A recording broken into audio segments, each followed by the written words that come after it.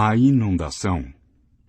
Antes da Revolução Cognitiva, humanos de todas as espécies viviam exclusivamente no continente afro-asiático. É verdade, eles povoaram algumas ilhas atravessando curtas distâncias de água a nado ou em jangadas improvisadas. A Ilha de Flores, por exemplo, foi colonizada há 850 mil anos, mas esses humanos eram incapazes de se aventurar no mar aberto, e nenhum deles chegou à América, à Austrália ou a ilhas remotas como Madagascar, Nova Zelândia ou Havaí. A barreira marítima impediu não só os humanos, como também muitos outros animais afro-asiáticos de chegarem a esse mundo exterior. Em consequência, os organismos de terras distantes como Austrália e Madagascar evoluíram em isolamento por milhões e milhões de anos, assumindo formas e características muito diferentes das de seus distantes parentes afro-asiáticos. O planeta Terra era dividido em vários ecossistemas distintos, cada um deles composto de um conjunto singular de animais e de plantas. O Homo sapiens esteve prestes a pôr um fim a essa exuberância biológica. Após a Revolução Cognitiva, os sapiens adquiriram a tecnologia, as habilidades organizacionais e talvez até mesmo a visão necessária para sair do continente afro-asiático e povoar o mundo exterior. Sua primeira conquista foi a colonização da Austrália há cerca de 45 mil anos. Os especialistas são pressionados a explicar esse feito. Para chegar à Austrália, os humanos precisaram atravessar uma série de canais marítimos, alguns com mais de 100 quilômetros de largura, e, em seguida, se adaptar praticamente da noite para o dia a um ecossistema completamente novo. A teoria mais razoável afirma que, há cerca de 45 mil anos, os sapiens que habitavam o arquipélago indonésio, um grupo de ilhas separadas da Ásia e umas das outras por estreitos, desenvolveram as primeiras sociedades de marinheiros. Eles aprenderam a construir e a manobrar navios transoceânicos e se tornaram pescadores, comerciantes e exploradores de longa distância. Isso teria acarretado uma transformação sem precedentes nas habilidades e no estilo de vida humanos. 1 em cada 2 mamíferos que foram para o mar, focas, peixes-boi, golfinhos, teve de evoluir por um longo período para desenvolver órgãos especializados e um corpo hidrodinâmico. Os sapiens, na Indonésia, descendentes dos macacos que viveram na savana africana, se tornaram marinheiros do Pacífico, sem o desenvolvimento de nadadeiras e sem ter de esperar que seu nariz migrasse para o alto da cabeça, como fizeram as baleias. Em vez disso, construíram barcos e aprenderam a navegá-los, e tais habilidades lhes permitiram chegar à Austrália e lá se estabelecer. É verdade que os arqueólogos ainda não encontraram jangadas, remos ou aldeias de pescadores de 45 mil anos atrás. Seria difícil descobri-los porque o nível do mar, cada vez mais elevado, enterrou a antiga costa indonésia sob 100 metros de oceano. Entretanto, há sólidas evidências circunstanciais para corroborar essa teoria, especialmente o fato de que, nos milhares de anos que se seguiram ao povoamento da Austrália, os sapiens colonizaram uma série de ilhas isoladas ao norte. Algumas, como Buka e Manus, eram separadas da terra mais próxima por 200 quilômetros de mar aberto. É difícil acreditar que alguém poderia ter chegado a Manus e a colonizado sem contar com navios e habilidades de navegação sofisticados. Conforme mencionado anteriormente, também há sólidas evidências de um comércio marítimo regular entre algumas dessas ilhas, como a Nova Irlanda e a Nova Bretanha. Nota. A jornada dos primeiros humanos à Austrália é um dos acontecimentos mais importantes da história, pelo menos tão importante quanto a viagem de Colombo à América ou a expedição da Apollo 11 à Lua. Foi a primeira vez que um humano conseguiu deixar o sistema ecológico afroasiático. Na verdade, a primeira vez que um grande mamífero terrestre conseguiu ir desse continente à Austrália.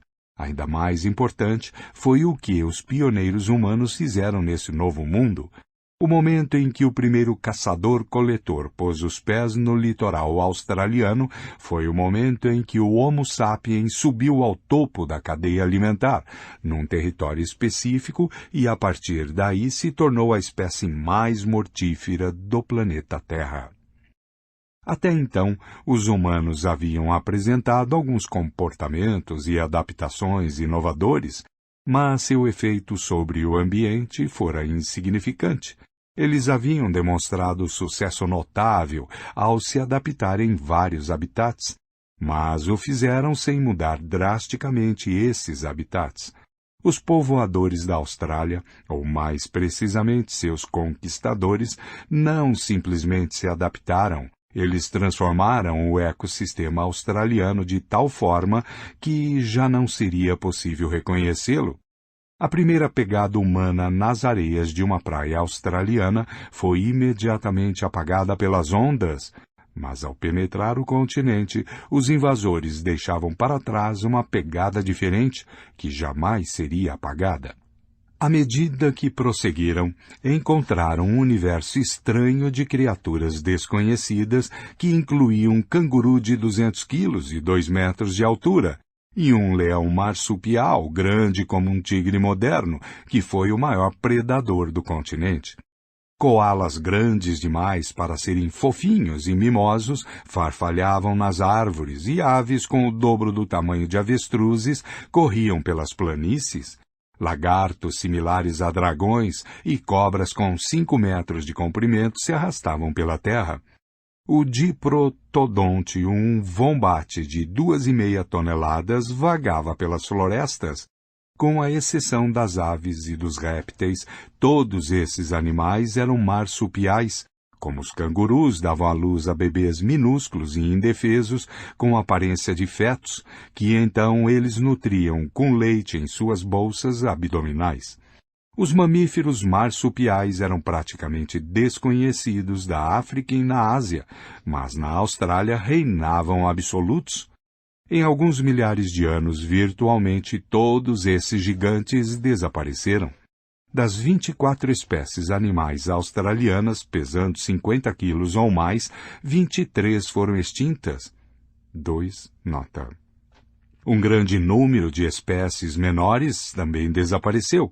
Cadeias alimentares em todo o ecossistema australiano foram quebradas e reorganizadas. Foi a transformação mais importante do ecossistema australiano em milhões de anos. Foi tudo culpa do Homo sapiens. Declarados culpados.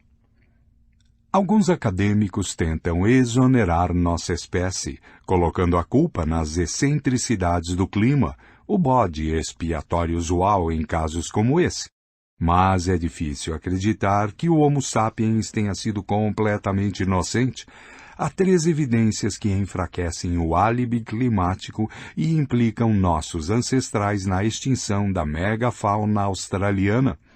Em primeiro lugar, embora o clima australiano tenha mudado há cerca de 45 mil anos, não foi uma reviravolta muito marcante. É difícil conceber como os novos padrões climáticos, por si sós, poderiam ter causado uma extinção tão generalizada. Hoje, é comum explicar tudo como consequência de mudanças climáticas, mas a verdade é que o clima da Terra nunca para, está em fluxo constante. Todo acontecimento na história teve como pano de fundo alguma mudança climática. Em particular, nosso planeta passou por vários ciclos de resfriamento e aquecimento. Durante o último 1 milhão de anos, houve uma era glacial, aproximadamente a cada 100 mil anos. A última durou mais ou menos de 75 mil a 15 mil anos atrás. de maneira não atipicamente severa para uma era glacial, teve dois picos, o primeiro há cerca de 70 mil anos e o segundo há cerca de 20 mil anos. O diprotodonte apareceu na Austrália há mais de 1,5 milhão de anos e tinha conseguido resistir a pelo menos 10 outras eras glaciais. Também sobreviveu ao primeiro pico da última era glacial, há cerca de 70 mil anos. Por que, então, desapareceu há 45 mil anos? É claro, se os diprotodontes fossem os únicos animais grandes a terem desaparecido nessa época, poderia ter sido apenas um acaso. No entanto, mais de 90% da megafauna australiana desapareceu junto com o diprotodonte. As evidências são circunstanciais, mas é difícil imaginar que os sapiens, por mera coincidência, tenham chegado à Austrália no momento exato em que todos esses animais estavam morrendo de frio. 3. Nota. Em segundo lugar, quando a mudança climática causa extinções em massa, as criaturas marinhas normalmente são tão atingidas quanto as terrestres, mas não há indícios de um desaparecimento significativo da fauna oceânica há 45 mil anos. O envolvimento humano pode explicar facilmente por que a onda de extinção destruiu a megafauna terrestre da Austrália, ao mesmo tempo em que poupou a dos oceanos à sua volta.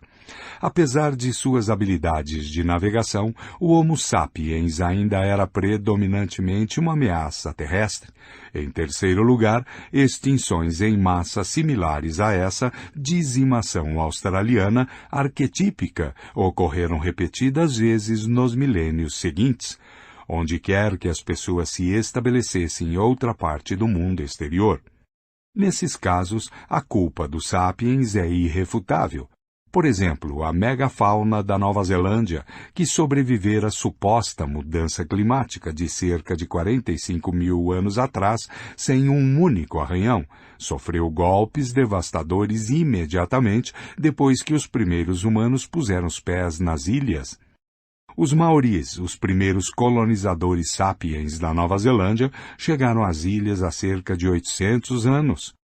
Em poucos séculos, a maior parte da megafauna local foi extinta, junto com 60% de todas as espécies de pássaros. Um destino similar acometeu a população de mamutes da ilha de Wrangel, no Oceano Ártico, 200 quilômetros ao norte da costa siberiana. Os mamutes prosperaram por milhões de anos na maior parte do hemisfério norte, mas, quando o Homo sapiens se espalhou, primeiro pela Eurásia e depois pela América do Norte, eles recuaram. Há 10 mil anos, não havia um único mamute a ser encontrado no mundo, exceto em algumas poucas ilhas remotas no Ártico, mais notadamente na de Wrangel. Os mamutes de Wrangel continuaram a prosperar por mais alguns milênios e então desapareceram de maneira abrupta há cerca de 4 mil anos, justo quando os primeiros humanos chegaram à ilha. Se a extinção australiana fosse um acontecimento isolado, poderíamos conceder aos humanos o benefício da dúvida. Mas o registro histórico faz o Homo sapiens parecer um assassino em série da ecologia. Tudo o que os povoadores da Austrália tinham à sua disposição era a tecnologia da Idade da Pedra. Como poderiam causar um desastre ecológico? Há 3 explicações que se complementam. Os animais grandes, as primeiras vítimas da extinção australiana, procriam devagar. A gestação é longa, a quantidade de filhotes por gestação é pequena e há longos intervalos entre uma gestação e outra. Em consequência, mesmo se os humanos abatessem um único diprotodonte a cada poucos meses, seria suficiente para fazer com que o número de mortes de diprotodonte fosse superior ao número de nascimentos. Em alguns milhares de anos, o último diprotodonte solitário morreria, e com ele a espécie inteira. 4 nota. De fato, apesar do seu tamanho, os diprotodontes e outros animais gigantes da Austrália provavelmente não eram muito difíceis de se caçar, porque devem ter sido pegos totalmente de surpresa por seus assaltantes bípedes. Várias espécies humanas estiveram perambulando e evoluindo no continente afroasiático por 2 milhões de anos. Elas aperfeiçoaram lentamente suas habilidades de caça e começaram a perseguir animais grandes por volta de 400 mil anos atrás. Os maiores animais da África e da Ásia aprenderam a evitar os humanos, de forma que, quando o novo mega-predador Homo sapiens surgiu na cena afroasiática, os animais grandes já sabiam como manter distância de criaturas semelhantes a ele. Já os gigantes australianos não tiveram tempo de aprender a fugir. Os humanos não aparentam ser particularmente perigosos. Eles não têm dentes longos e afiados, nem corpo ágil e musculoso. Assim, quando um diprotodonte, o maior marsupial a caminhar pela terra, pela primeira vez pôs os olhos nesse primata de aparência frágil, ele provavelmente logo virou as costas e continuou mastigando suas folhas. Esses animais ainda precisavam desenvolver medo dos seres humanos, mas foram extintos antes que pudessem fazê-lo. A segunda explicação é que, quando os sapiens chegaram à Austrália, já tinham dominado a técnica da queimada. Diante de um ambiente estranho e hostil, deliberadamente queimaram grandes áreas de florestas densas e bosques impenetráveis a fim de criar campos abertos, que atraíam animais mais fáceis de se caçar e eram mais adequados às suas necessidades. Desse modo, em poucos milênios, eles mudaram totalmente a ecologia de grandes regiões da Austrália. Um conjunto de evidências que corroboram essa visão é o registro fóssil de plantas. Árvores de eucalipto eram raras na Austrália há 45 mil anos, mas a chegada do Homo sapiens inaugurou uma era de ouro para essa espécie. Como são especialmente resistentes ao fogo, os eucaliptos se espalharam por toda parte, enquanto outras árvores e arbustos desapareceram. Essas mudanças na vegetação influenciaram os animais que comiam as plantas e os carnívoros que comiam os herbívoros. Os coalas, que subsistiam exclusivamente de folhas de eucalipto, prosperaram nos novos territórios. A maioria dos outros animais foi muitíssimo afetada. Muitas cadeias alimentares australianas foram destruídas, levando os elos mais frágeis à extinção. 5 nota. Uma terceira explicação admite que a caça e a queimada exerceram um papel significativo na extinção, mas enfatiza que não podemos ignorar completamente o papel do clima. As mudanças climáticas que atingiram a Austrália por volta de 45 mil anos atrás desestabilizaram o ecossistema e o tornaram particularmente vulnerável. Em circunstâncias normais, o sistema provavelmente teria se recuperado, como acontecera muitas vezes antes. No entanto, os humanos entraram em cena exatamente nesse momento crítico e empurraram o frágil ecossistema para o abismo.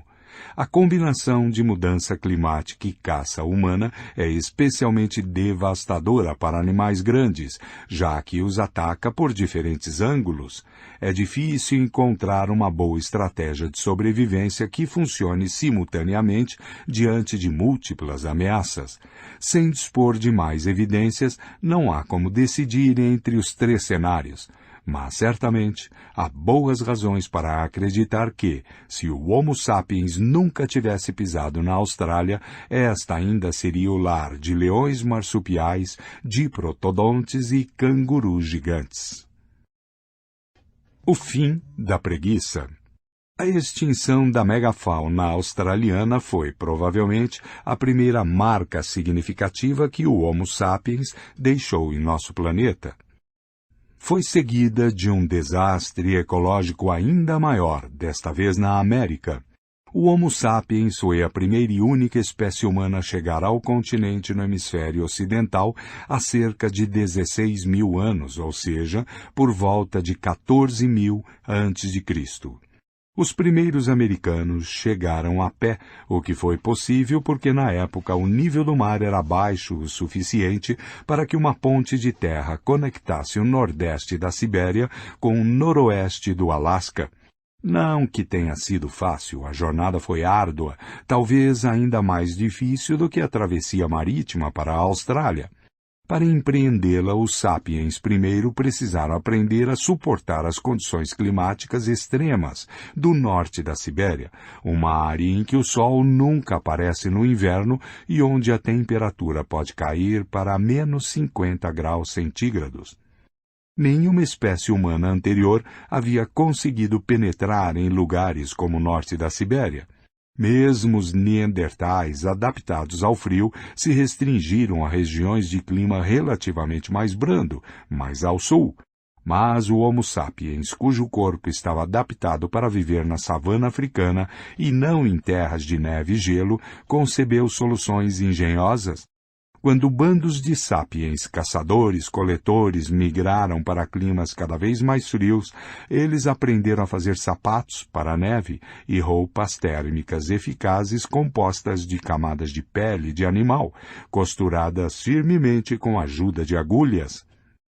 Eles desenvolveram novas armas e técnicas de caça sofisticadas que lhes permitiram perseguir e abater mamutes e outros grandes animais de caça do extremo norte. À medida que suas roupas térmicas e suas técnicas de caça foram aprimoradas, os sapiens ousaram se embrear cada vez mais nas regiões glaciais. E conforme avançavam para o norte, suas roupas, estratégias de caça e outras técnicas de sobrevivência continuaram a se aperfeiçoar. Mas por que eles se deram ao trabalho? Por que se autoexilar na Sibéria? Talvez alguns bandos tenham sido impelidos para o norte em decorrência de guerras, pressões demográficas ou desastres naturais. Outros talvez tenham sido atraídos para as regiões setentrionais por razões mais prementes, como a proteína animal. As terras do Ártico estavam cheias de animais grandes e carnudos, como renas e mamutes. Cada mamute era a fonte de uma vasta quantidade de carne, que, considerando-se as temperaturas glaciais, podia inclusive ser congelada para mais tarde. Gordura saborosa, pele quente, marfim valioso, como atestam as descobertas em Sungir, os caçadores de mamute não apenas sobreviveram no norte glacial, eles prosperaram. Com o passar do tempo, os bandos se espalharam, perseguindo mamutes, mastodontes, rinocerontes e renas. Por volta de 14.000 a.C., a perseguição levou alguns deles do nordeste da Sibéria ao Alasca. É claro que eles não sabiam que estavam descobrindo um novo mundo. Tanto para os mamutes como para os homens, o Alasca era uma mera extensão da Sibéria. No início, as geleiras bloquearam o caminho do Alasca para o resto da América, possibilitando que não mais do que alguns poucos pioneiros isolados explorassem as terras mais ao sul. No entanto, por volta de 12.000 a.C., o aquecimento global derreteu o gelo e abriu uma passagem mais fácil. Fazendo uso do novo corredor, as pessoas migraram em massa para o sul, espalhando-se por todo o continente. Embora originalmente adaptadas para caçar animais grandes no Ártico, logo se ajustaram a uma incrível variedade de climas e ecossistemas. Os descendentes dos siberianos povoaram as florestas densas do leste dos Estados Unidos, os pântanos do delta do Mississippi, os desertos do México e as florestas escaldantes da América Central. Alguns se instalaram no mundo fluvial da bacia do rio Amazonas, outros criaram raízes nos vales das montanhas andinas ou nos pampas abertos da Argentina. E tudo isso aconteceu em apenas 1 ou 2 milênios. Em 10.000 a.C., os humanos já habitavam o ponto mais meridional da América, a ilha da Terra do Fogo, no extremo sul do continente. O ataque relâmpago dos humanos à América atesta a engenhosidade incomparável e a adaptabilidade insuperável do Homo sapiens. Nenhum outro animal migrou tão depressa para uma variedade tão grande de habitats diferentes, usando em toda parte, praticamente, os mesmos genes. 6 nota. O povoamento da América não ocorreu sem derramamento de sangue. Deixou para trás um longo rastro de vítimas. A fauna americana há 14.000 anos era muito mais rica do que hoje. Quando os primeiros americanos marcharam rumo ao sul, do Alasca para planícies do Canadá e o oeste dos Estados Unidos, encontraram mamutes e mastodontes, roedores do tamanho de ursos, rebanhos de cavalos e de camelos, leões gigantes e dezenas de espécies grandes que são completamente desconhecidas em nossos dias, entre as quais os temíveis tigres dentes de sabre e as preguiças gigantes, que chegavam a pesar 8 toneladas e podiam ter até 6 metros de altura. A América do Sul abrigava uma coleção ainda mais exótica de grandes mamíferos, répteis e aves. As Américas eram um grande laboratório de experimentação evolutiva, um lugar em que animais e plantas desconhecidos na África e na Ásia haviam evoluído e prosperado. Mas não mais. 2.000 anos após a chegada dos sapiens, a maioria dessas espécies singulares havia desaparecido. De acordo com as estimativas atuais, nesse curto intervalo a América do Norte perdeu 34 de seus 47 gêneros de grandes mamíferos. A América do Sul perdeu 50 de 60. Os tigres dentes de sabre, depois de florescer por mais de 30 milhões de anos, desapareceram, tal como as preguiças gigantes, os leões americanos, os cavalos e camelos nativos do continente, os roedores gigantes e os mamutes. Milhares de espécies de mamíferos menores, répteis, aves e até mesmo insetos e parasitas também se extinguiram. Quando os mamutes morreram, todas as espécies de carrapatos de mamute tiveram o mesmo destino. Há décadas, paleontólogos e zooarqueólogos, pessoas que procuram e estudam restos de animais, vasculham as planícies e montanhas das Américas em busca de ossos fossilizados de camelos antigos e de fezes petrificadas de preguiças gigantes. Quando encontram o que procuram, os tesouros são cuidadosamente embalados e enviados para laboratórios, onde cada osso e cada coprólito, o nome técnico para as fezes fossilizadas, é meticulosamente estudado e datado. De tempos em tempos, essas análises produzem os mesmos resultados. Os coprólitos mais novos e os ossos de camelo mais recentes datam do mesmo período em que os humanos inundaram a América, isto é, entre aproximadamente 12.000 e 9.000 a.C. Somente em uma região, os cientistas descobriram coprólitos mais novos. Em várias ilhas do Caribe, em particular Cuba e Hispaniola, eles encontraram excrementos petrificados de preguiça gigante, datando de cerca de 5.000 a.C. Foi exatamente nessa época em que os primeiros humanos conseguiram atravessar o Mar do Caribe e povoar as duas grandes ilhas. Mais uma vez, alguns acadêmicos tentaram exonerar o Homo sapiens e culpar as mudanças climáticas. Para isso é necessário postular que, por alguma razão misteriosa, o clima nas ilhas caribenhas permaneceu inalterado por 7.000 anos, enquanto o resto do hemisfério ocidental se aqueceu. Mas na América, as fezes fossilizadas não podem ser ignoradas. Somos os culpados. Não há como escapar a essa verdade. Mesmo que mudanças climáticas tenham nos ajudado, a contribuição humana foi decisiva. 7 nota. A Arca de Noé. Se juntarmos as extinções em massa na Austrália e na América e acrescentarmos as extinções em menor escala que aconteceram enquanto o Homo sapiens se espalhava pela África e pela Ásia, tais como a extinção de todas as outras espécies humanas e as que ocorreram quando os antigos caçadores-coletores povoaram ilhas remotas como Cuba, a conclusão inevitável é que a primeira onda de colonização dos sapiens foi um dos maiores e mais rápidos desastres ecológicos a acometer o reino animal. Mais duramente atingidos foram as grandes criaturas peludas. Na época da Revolução Cognitiva, o planeta abrigava cerca de 200 gêneros de grandes mamíferos terrestres, pesando mais de 50 quilos. Na época da Revolução Agrícola, restavam apenas 100. O Homo sapiens levou à extinção cerca de metade dos grandes animais do planeta, muito antes de os humanos inventarem a roda, a escrita ou ferramentas de ferro. Essa tragédia ecológica foi reencenada em miniatura inúmeras vezes depois da Revolução Agrícola. O registro arqueológico de ilha após ilha conta a mesma história triste.